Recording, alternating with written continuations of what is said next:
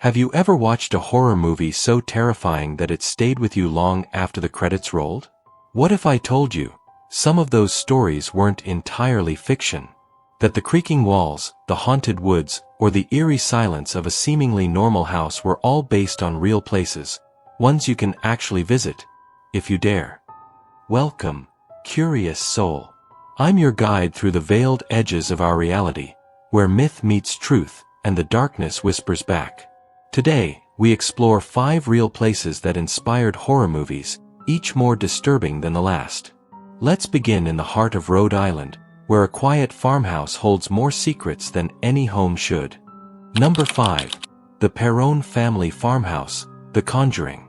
The year was 1971 when the Perron family moved into a secluded home in Harrisville, Rhode Island. Surrounded by dense trees and a haunting stillness, their dream home soon turned into a waking nightmare. They reported ghostly apparitions, doors slamming on their own, icy chills in warm rooms, and an overwhelming sense of being watched.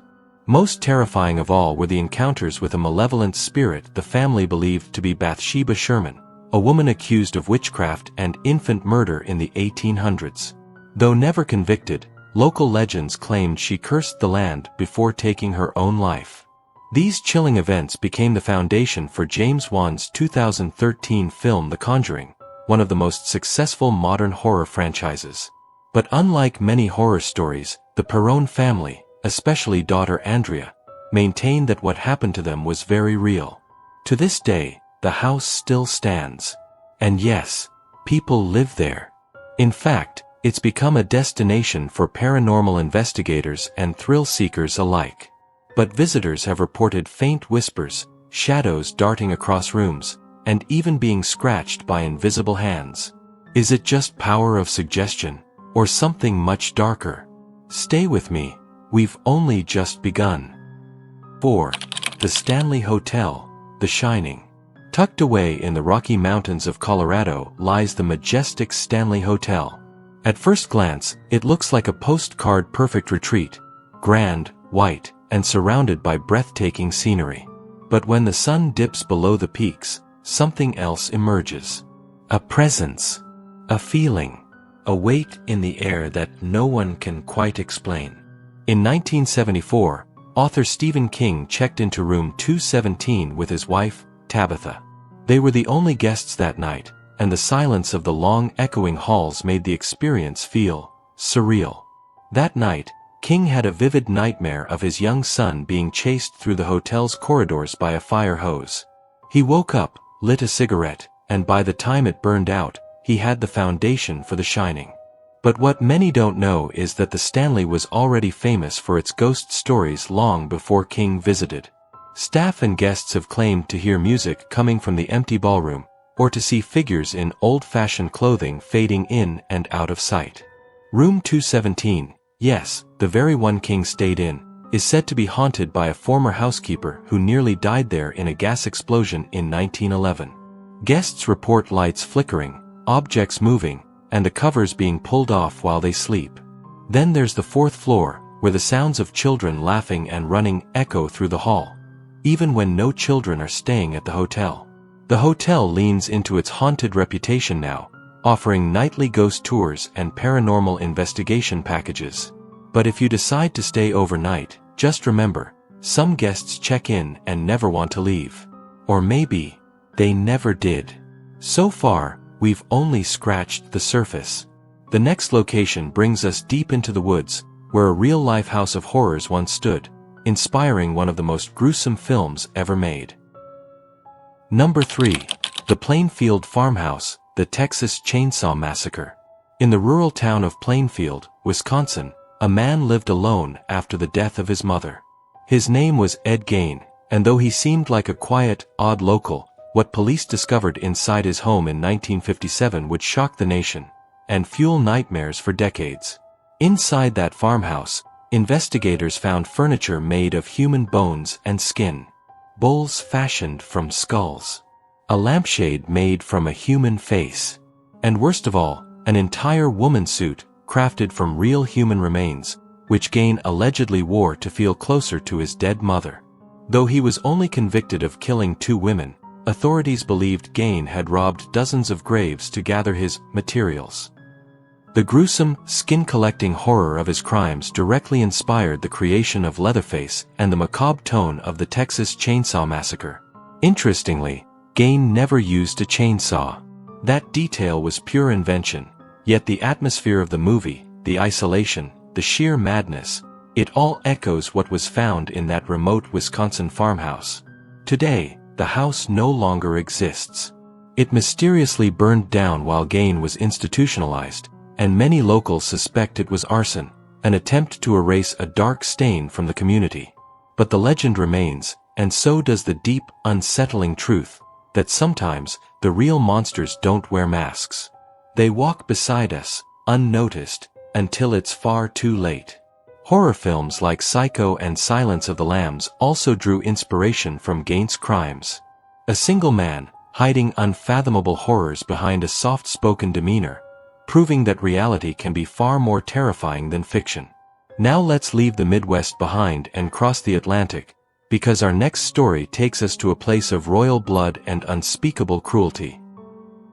Number 2. Cachtice Castle, the legend behind Countess Dracula. High in the hills of Slovakia stand the haunting ruins of Cachtice Castle. Crumbling stone walls and overgrown pathways are all that remain of the home of one of history's most chilling figures, Countess Elizabeth Bathory.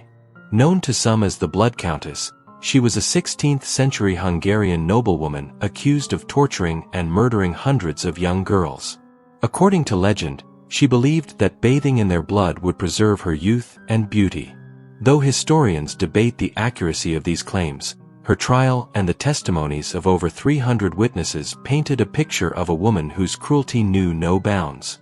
Locked in her castle by royal decree, she lived out her final years bricked into a small section of the fortress, trapped with nothing but her own madness and the ghosts of her victims.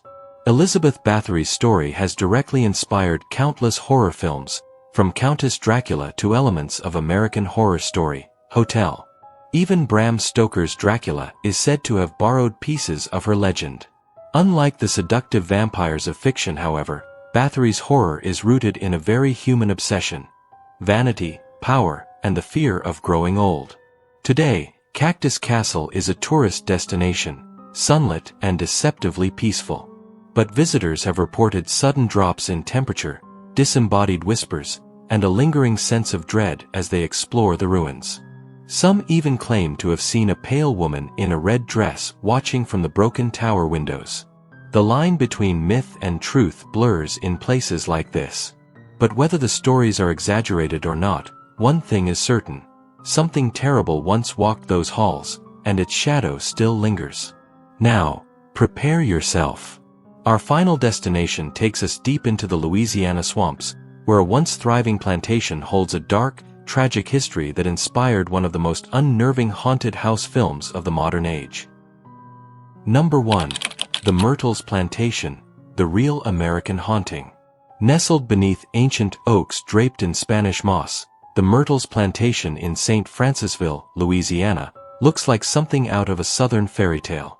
But behind its picturesque facade lies a history soaked in sorrow, betrayal, and death. Built in 1796, the plantation has seen its fair share of tragedy, murders, untimely deaths, and tales of slavery-era cruelty. But it's one story in particular that has cemented Myrtles as one of the most haunted houses in America.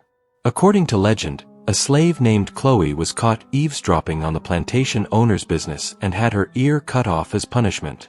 Seeking revenge, she baked a poisoned cake for the family. Instead of the intended target, the owner's wife and 2 daughters ate the cake and died. Chloe was hanged by fellow slaves, and her ghost is said to remain on the property, forever trapped in a place of suffering and guilt. Over the years, guests have reported eerie piano music playing by itself, furniture moving on its own, and the apparition of a woman in a green turban, believed to be Chloe, lurking in windows or standing quietly beside beds at night.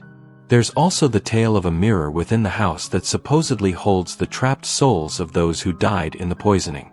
To this day, strange handprints are said to appear on the glass, no matter how many times it's cleaned. The 2005 film The Reaping, starring Hilary Swank, drew inspiration from Myrtle's deeply haunted aura, focusing on Southern Gothic elements and supernatural vengeance. And while the movie is fiction, the plantation remains chillingly real. Visitors have fled in the middle of the night. Paranormal teams have captured unexplained voices. And many believe the souls trapped on the grounds are still trying to tell their stories. Because some places aren't just haunted, they remember. So, what does this all mean? Are these just old legends, fueled by time and fear? Or are these sites truly scarred by events too dark to fade away? Stay with me. There's still more to uncover. Each of these places is more than just a backdrop for a scary story. They're physical remnants of our darkest fears. Fear of the unknown, of cruelty, of death, and of what might come after. And maybe that's what makes them so powerful. When we see them in movies, they terrify us. But when we learn they're based on real locations, that terror seeps deeper. It reminds us that horror doesn't always come from the imagination. It often comes from history. Think about it. The Perron farmhouse still stands, its walls soaked with a family's cries for help.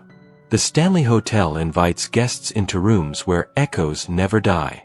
The Plainfield farmhouse birthed monsters from flesh and madness.